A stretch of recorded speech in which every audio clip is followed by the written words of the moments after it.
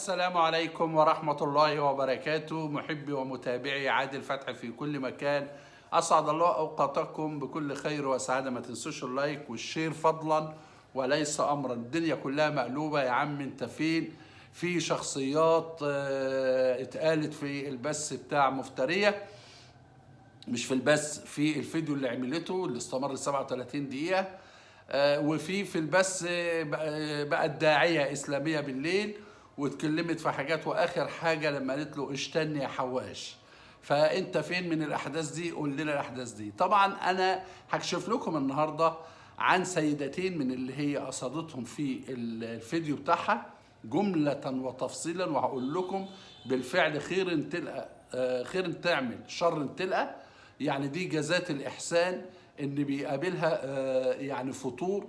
اصعب شيء ان يطلع اليوتيوبر ويسيء لمتابعينه ولو واحد. انا فاكر مره حمدي وهو قاعد مع وفاء، هو بيعمل بس كل سنه، وكان بمناسبه حصوله على ال5 مليون متابع، فكانوا قاعدين قالوا هنقعدوا معاكم ربع ساعه نص ساعه كده يا متابعين. فقالوا الحمد لله احنا حصلنا على ال5، فراح عامل لها بيدو كده، قال لها لا، اللي متابعينا فكروا ان احنا بنخمس في وشهم، احنا الحمد لله حصلنا على، وراح عامل كده بايده على ال5 مليون. فهكذا يكون احترام اليوتيوبر لمتابعيه. يعني لازم اليوتيوبر، لان الخير اللي هو فيه والامل اللي هو فيه والسعد اللي هو فيه وتغيير حياته من حياة ضنك وحياة تسول وحياة تعب وشقاء إلى حياة يعني رغد من العيش، السبب فيها هذا المتابع اللي بيقعد ويسمع ويحط لايكات ويشير وقاعد بيسمع في إعلانات علشان خاطر يرفع من المتابع. ما يجيش في الآخر يقول لك كل اللي عملتهم طلعوا ناس مش كويسة وضحكوا عليا وكانوا عايزين ياخدوا مني 1,000,000 جنيه. طب هو أنت يعني أم الملايين يعني؟ يبقى إذا القنوات دي بتجيب يعني اعتراف كامل منها. لقيناها، أنا هتكلم يعني مثلا هديكم مثال. يعني عندها مثلا الادمن اللي هو محمد العراقي، ده شاب صغير، ده من اقرب الناس ليا في الواتس، يعني معايا على طول وفي حاله تواصل على طول، وشاب محترم. هل معنى ان هو يبقى معايا متواصل يبقى هيخونهم او هيقول لهم حاجه؟ طب ما هم يجعلوا مع مثلا الاستاذ محمد العراقي علاقتهم تبقى علاقه يوتيوبر لادمن عندهم، تنتهي في هذا الحد. او انا علاقتي بمحمد العراقي ما هي علاقه عاديه، ازيك يا محمد، ازيك يا بابا عادل، عامل ايه، تمام، كلها يشوبها الاحترام والتقدير، ما فيش اي حاجه. ده وغير انا بتواصل وانا بقولها اهو مع اقرباء ليها في الفيوم وفي مناطق تانية من الدرجه الاولى والدرجه الثانيه والدرجه الثالثه، وكذلك الزوج عادي. هم في كذا، احنا هنصلح لك الحته دي، بلاش يا استاذ عادل والنبي تتكلم في النقطه دي، لان النقطه دي حاضر من عينيا. وانا ما بحبش والله اسيء لاي حد، ولكن الانسان اللي بيقولوا على الخاص يقولوا على العام. يعني زي ما بيقولوا احنا هنقعدوا على الخاص نتكلموا ليه ونميمه وفي غلط دي. طب خش لنا بقى في الموضوع على طول عشان العمليه مش ناقصه. حاضر. في شخصيتين، الشخصيه الاولى اللي هي السيده اللي هي اتصلت بيا انا، وانا بقول لها لو عايزه تتصل بيا تاني مفيش اي حاجه، والسماح يعني كان في سوء فهم، فانا خلاص مقدره. فالمهم ان الست دي طلبتها علشان يعني ما معناه تواصلوا انهم يقروا عده ياسين على احد اليوتيوبرات ويؤذوها في بدنها وفي نفسها وفي عيالها وفي اخوها، ويعملوا كذا كذا كذا كذا وحاجه مش عايزه نتكلم فيها.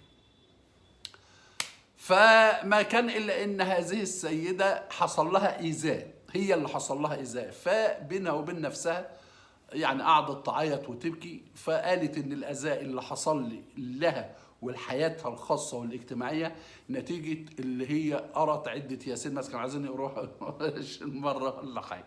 طيب هنا راحت رايحه هذه الست لليوتيوبر وحصل اللي حصل، سواء بقى انك انت متفق معاه او مش متفق معاه، لكن هو ربنا كشف خلاص الستر بتاع الست دي، كان ربنا رايد ان هو بالكشف. ولكن كل الحزن بالامس انها تتناول هذه المرأة الإماراتية، وأنا هعرفها إن أنا أعرفها وكده، وهرمز لها بمدام منى. هذه المرأة اللي لم تقصر معها آلاف الدراهم، هدايا بعشرات الآلاف من أثمن الهدايا. ركزوا بس في اللي جاي. في ناس هيقولوا لي وإيه يا عمي، هي الناس دي ما عندهاش ناس غلابة؟ المدام منى اللي انت بتقول عليها اللي هي الإماراتية، ما فيش حد. الناس دي يا جماعة عندها 50,000 درهم، يعني 400,000 جنيه، أكنهم 40 جنيه. الناس دي بتبقى عندها أرصدة بالملايين في البنوك، فهي بتطلع حق ربنا مرة واثنين وثلاثة. ولكن في حاجة اسمها علاقة إنسانية، في حاجة اسمها أنا حبيت الست دي، أو حبيت أولادها، أو حبيتهم الاتنين مع بعض، فاعتبرتهم زي إخواتها. يعني دي نفس، فبتيجي تقول لك دي هدية مني، أنا عايزهم ياخدوا ده. فغدقت لما شافت أولاد الزوج والعيال بسم الله ما شاء الله وأمهم وستهم، فأرسلت لهم حاجات. تعرفوا اللي كان بيحصل إيه؟ وأنا لأول مرة هقول هذا السر، إن هذه المفترية كانت تبكي لها بالدمعة، تبكي. ازاي انت حرام عليكي، انت ناسيه انا يلي ايدي دي ما شفتش ايدي الشقه كلها، انا اللي عيالي تعبوا، انا اللي عيالي ما كنتش بشوفهم، انا اللي اتعذبت، انا اللي اتعملت، ما فيش غير عيال. الزوج شايفين الغيره، شايفين بدل هي الاصول اللي تجيب وتقول للزوج انا جايبه لاولادك دول زي اولادي دولت ودولت ودولت، الحاجه اللي جايه لها من الامارات زعلانه عليها. فالست التانيه طيبه مدام منى تقول لها طب عشان خاطري، عشان خاطري ما تعيطيش، دموعي غاليه عليا، لا لا لا لا لا، انا اعمل ايه في عيالي اللي بينزلوا من الساعه 6 الصبح ما بيرجعولوش غير الساعه 10 بالليل، طافحين الدم وفي البرد وفي الشتاء، وهات يعني. تقول لها بس تقول انا هبعت واجيب لهم، تبعت فلوس وتحويلات علشان تجيب لمين؟ تجيب لاولادها الكبار كبار. انما عيال الزوج دول عيال صغيره. العيل هيفرح بايباد، هيفرح بساعه، هيفرح بجهاز مثلا ب20,000، هيفرحوا دول اطفال. انما التانيين كبار هيفرحوا بايه؟ ما يعني عندهم وبيشتغلوا بيكسبوا معاهم وعندهم اعظم الاجهزه. لكن دي الغيره، لان عندها الانا، عيالي انا مش عيال الزوج. ولذلك اغلب البثات بتبقى موجهه لاولاد الزوج. وانتوا شايفين البثات بدات تنزل، حتى الريتم بتاعها ينزل، وما بشوفش انا حتى فيها ملصقات يعني هدايا ولا اي كلام من ده. الاصول دي من ساعه ما قالت ايه ده انا لميت في بس $300. الله، هو انت قاعده فاتحاها منصه عشان تلمي؟ طب ما احناش مدعمينك ولا عاطينك حاجه، مع ان في ناس بالعند في حد الفتحه هيروحوا ويدعموا. لا، انا فاتح بس مش عشان الم ملصقات، انا فاتح بس عشان خاطر التقي مع متابعين. فهذه الست كان بينهم وبين بعض شات اللي هي مساحته، بس عندنا كله يعني، هي اللي هي بتقول اوعوا بعد كده واوعوا تعملوا. والناس اللي ضحكوا عليا، انا هبقول لكم بقى على الناس اللي بملايين وكانوا عايزين يضحكوا عليها وكلام من ده، لان موضوع التبلي والتخيل ده وده على فكره هو ده سبب الخلاف اللي ما بينها وما بين مدام عبير. ليه بقى؟ بصفتي خبير متخبر، والله ما دي بقى ما اعلمهاش، بس طبعا انا علاقه جيده جدا بمدام عبير، على علاقه جيده جدا بناس كتار جدا وقعوا في سكتها. فطبعا هي لما راحت وشاف، ما كانتش متوقعه مثلا مدام عبير بالستايل ده ولا بالشكل ده وبالطول ده وبالقوام ده. فلما شافتها طبعا انا اول مره اعرف ان ممكن الست تغير من ست، يعني انا هتغير من، دي حاجه بتاعت ربنا. وان انا زي ما قلت ان الله لم يخلق احد قبيح، فكل السيدات جمال، والجمال نسبي في اي امراه. فهي بقى زي ما تقول الهاجس جه، فاكيد انا اكيد دي ما مش متاكد منها، انا اكيد قالت له خد يا ولا خد تعالى.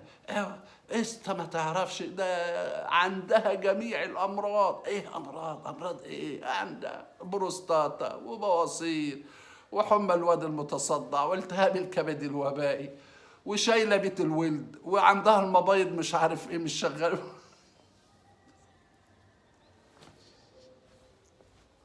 هو التبلي. طب ليه؟ طب ليه؟ ليه يعني؟ وانا واقول والكلام ده تبلي. هو لو في واحد مريض هيقول على نفسه كده؟ يعني لو في من اول زياره هيقول ان انا عندي مش ممكن. وبعدين احنا شايفينها بسم الله ما شاء الله، يعني صحيا حاجه كويسه جدا. نركن بقى الموضوع ده، انا بعرفكم التخيل والتبلي بتاع هذه المرض. جينا في البث، فبرضه بعض الناس اللي في البث اللي عندهم معتبرينها داعية إسلامية، فجاء موضوع الزواج والتعدد والكلام ده، قالت إيه؟ هي الأصول كلمة قالت والله اللي في القرآن عندنا إحنا وكده إحنا مؤمنين بيه عادي يعني، فانكحوا ما طاب لكم من النساء مثنى وثلاث ورباع فإن خفتم ألا تعدلوا فواحدة. فهو التعدد أساسه العدل والحياة الصعبة، لكن لا يتجوز ازاي؟ لا، ما يتجوزش الا اذا كانت مراته ما بتخلفش. طب رد يا ام حسين. طب ما انت بترخصي له ان هو يتجوز. ما يتجوزش الا اذا كانت مراته عيانه. عيانه ايه؟ ما انت جيتي في اخر البث وقلت له اشتني. وكلمه اشتني على فكره حقيقه. في ناس بيقولوا ده بتتدلع، لا ما بتتدلعش. أي إنسان أو أي سيدة بعد ال50 سنة بيحصل لها هشاشة عظام، فلما بتقعد على كنبة زي دي أو على كرسي فترة طويلة ساعة واثنين وثلاثة وهي قاعدة 3 ساعات، جسمها بيحصل له تدبس. يعني لما تيجي تقوم مش قادرة تنصب طولها، غير البنت اللي عندها 20 سنة 25 سنة 30 سنة 40 سنة 45 سنة 48 سنة تلاقيها بتنط كده. فدي طبيعة الحياة، إن إنسانة فوق ال50 سنة لما تيجي بعد القعدة اللي جسمها هتقوم واحدة واحدة وهتقول له إيه؟ يعني بدل ما تقول له شدني اسندني هات ايدك هات كتفك انا مش قادرة، هتقول له شيلني. ما هي بتخلص يا اخوانا، ما هم ساعتين ونص. ففي ناس بيقولوا لا دي كانت بتتدلع، ده بتغيظ ناس. والله ابدا، هي قالت الحقيقة، قالت اللي جسمها حاسس بيه، ان بالفعل يعني بالفعل هي محتاجة ان حد يشتلها ويودي. قالت له اشتني وديني الحدى السرير بتاع اوضه النوم. يا جماعة ما تقصدش التخيل، هي حقيقة خلاص تعبت او العظم ذات نفسه مش مستحمل يعني. فبتقول له يعني والله ما انا قادرة اطلع لحدة فوق، يا مين يشتني ويطلعني. طيب ما هو انت بتدي الرخصة لزوجك، ما هي دي رخصة ان الست وهو قاعد. اولا البث كان هادي، ما كان فيه طبيعي، ما فيش غير موضوع التعدد اللي هي يعني قالت له لا ما فيش حاجه اسمها تعدد. ازاي؟ ده لازم يقدر زوجته. لا لا ما فيش حاجه، التقدير والكلام ده تشريع في الاسلام عندنا، وانا هوضحه للناس برضه في عجاله سريعه. طبيعه الرجل نوع من انواع الثدييات لا يكتفي بانثى واحده. دي طبيعه بشريه في اي راجل. يعني هم كانوا يتكلموا عن الخيانه الزوجيه طبيعه الرجل يعني نوع من انواع الثدييات لا يكتفي بانثى واحده، زيه زي الارنب بيبقى مخصص له كذا. لكن المراه تكتفي بذكر واحد. المراه كائن سمعي، تحب تسمع كلام الاطراء، ازيك عامله ايه، الفستان ده جميل عليكي، يا ارض تهزم عليك قدي، لا التسريحه دي جميله جدا، الله الله الله التسريحه دي صغرتك 10 سنين، اذا انت بقيت اصغر من اولادك، انا لما بشوفك بتلخبط بينك وبين اولادك.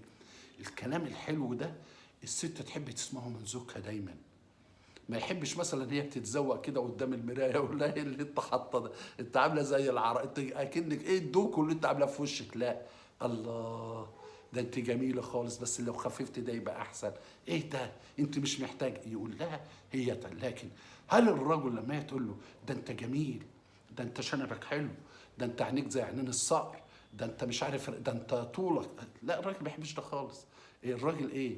كائن بصري، عايز يشوف المرأة هو اللي يبص، عايز يبص على جمال المرأة، مش مفاتن المرأة، جمال المرأة، شياكة المرأة. حتى لو لابسة حاجة كده فوق، فهو كائن بصري بيلفت نظره على طول الحاجة اللي هي الست تبقى فيها. فعلشان كده بيبقى فيه أحيانا بعض رجالة نقول عليهم سوري في الكلمة عينه زايغة، يعني بتبقى مراته جنبه وهو لابس نظاره شمسيه ويبص للريحه واللي جايه. فدي عايزين نقول له ان دي طبيعه بشريه، بس في ناس ملتزم ما بتبصش خالص، بس مش كتير، يعني نقوله 20% بس من الرجال اللي ما بتبصش، لكن 80% من الرجال بتبص. انما المراه لا، بتبقى عندها شبع وعندها خلاص رضا بنصيبها، زوجها اقرع، زوجها ازعه، زوجها بكرش، زوجها بيعرج، زوجها مش عارف دقنه من طويله، هو ده حبيبها وريحته ما بيعملش اسنانه بمعجون، هو ده بيبقى حبيبها. كل التحيه وكل الاحترام لمحبي ومتابعي عادل فتحي في كل مكان، والسلام عليكم ورحمه الله وبركاته.